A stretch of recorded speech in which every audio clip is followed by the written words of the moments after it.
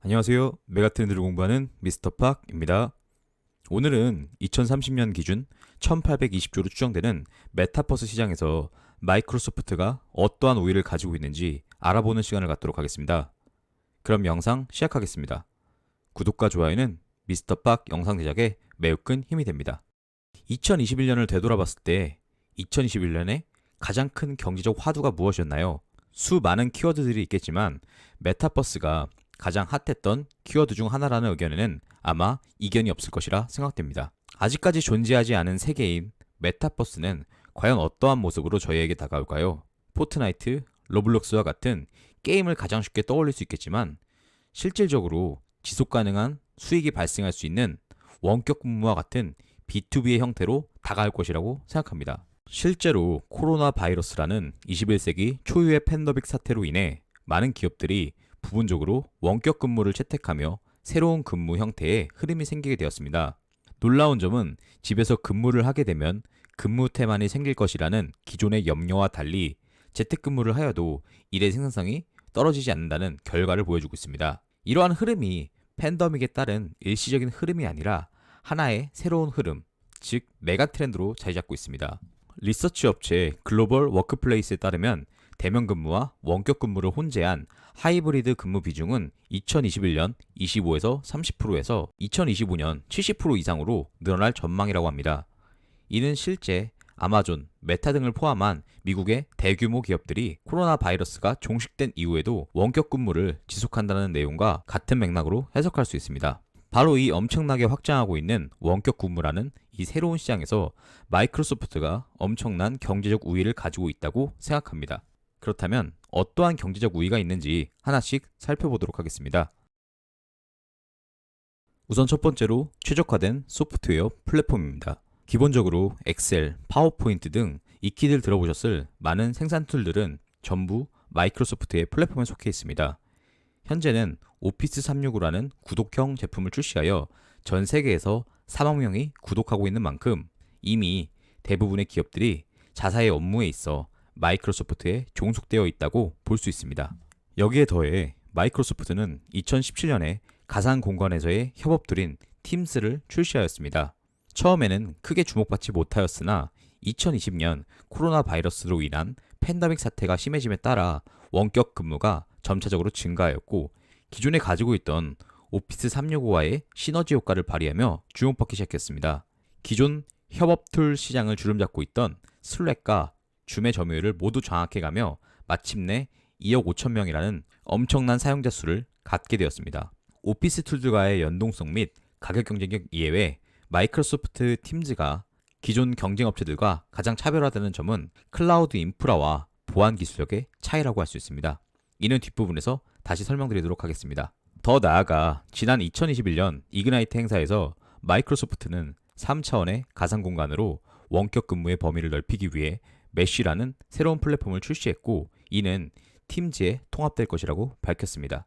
메쉬는 개인의 아바타를 형성하여 가상 공간에서 파워포인트를 수정하는 등 실제 오피스에서 일을 하는 듯한 효과를 주어 일의 몰입도를 극대화할 수 있다고 밝혔습니다.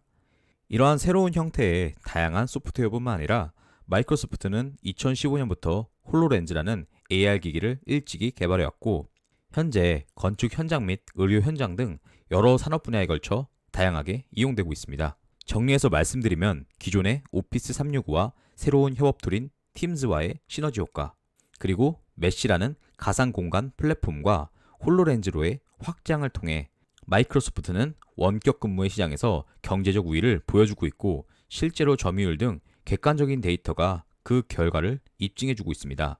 앞부분에서 말씀드린 것처럼 이러한 폭발적인 성장이 가능했던 배경에는 클라우드 인프라와 세계 최강의 보안 기술력이 뒷받침되었기 때문입니다. 지금부터 살펴보도록 하겠습니다. 우선 첫 번째로 마이크로소프트의 애저 클라우드 시스템입니다. 가상 공간에서 업무가 몰입감 있게 구현되기 위해서는 방대한 양의 데이터를 처리할 수 있어야 하고 실시간으로 주고받을 수 있어야 합니다.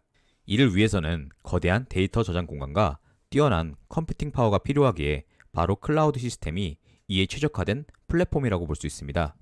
실제로 수많은 기업들이 자사의 데이터 센터를 직접 구축하는 것이 아니라 클라우드 데이터 센터에 자사의 데이터를 보관하며 그 속에서 제공되는 여러 툴들을 활용하여 업무를 하는 형태로 바뀌어가고 있습니다. 이를 통해서 기업들은 데이터 센터 구축 비용을 절감할 뿐 아니라 고성능의 컴퓨팅 파워를 활용하여 업무 효율을 증가시킬 수 있습니다. 다시 말해서 이러한 가상 공간에서의 업무 환경이 커지면 커질수록 클라우드라는 시스템에 점점 더 의존할 수밖에 없습니다. 그리고 바로 이 클라우드 시장에서 마이크로소프트 애저가 전 세계 2위를 차지하고 있고 연평균 40% 이상의 꾸준한 성장률을 보여주며 클라우드 1위 업체인 아마존과의 격차를 점차 줄여나가고 있습니다. 실제로 자사의 클라우드 시스템 내에서 더 다양한 형태의 소프트웨어 툴을 제공하기 위해서 세계 최고의 언어 인공지능 기술을 가지고 있다고 평가받는 모델인 오픈 AI의 GPT-3의 라이센스 독점 사용권을 사들였다고 밝혔습니다. 이 AI 기술을 접목시킨 애저 오픈 AI 서비스를 통해서 사용할 수 있는 기능들은 매우 다양합니다. 대표적으로 텍스트 일부를 적으면 나머지 부분을 AI가 사람 대신 완성할 수 있고 문서를 제공하면 요약하거나 프로젝트를 위한 아이디어를 제공할 수도 있습니다. 화면에서 보시는 바와 같이 난 괜찮아요 라는 간단한 문구만 입력해도 AI 기술을 활용하여 각 상황에 대한 설명 등 세부적인 것까지 표시되는 것을 보실 수 있습니다. 이렇듯 클라우드의 소프트웨어 개발을 통해서 애저 클라우드를 이용하고 있는 기업들이 더 효율적으로 자사의 업무를 할 수 있는 환경을 제공하고 있습니다. 이러한 클라우드 시장이 점차 커져감에 따라서 가장 주목받는 분야가 바로 사이버 보안이고 마이크로소프트는 세계 최강의 클라우드 보안 기술을 가지고 있다고 평가받고 있습니다. 앞에서 말씀드린 것처럼 자사의 소중한 데이터가 클라우드의 데이터 센터에 보관되어 있기 때문에 그 소중한 데이터를 지켜주는 클라우드의 보안 기술이 곧 클라우드 기업의 경쟁력이라고 할 수 있습니다. 다시 말씀드리면 아무리 큰 저장 공간과 뛰어난 소프트웨어를 제공한다고 하더라도 정작 중요한 보안이 허술하다면 그 클라우드의 경쟁력은 반감된다고 할 수 있습니다.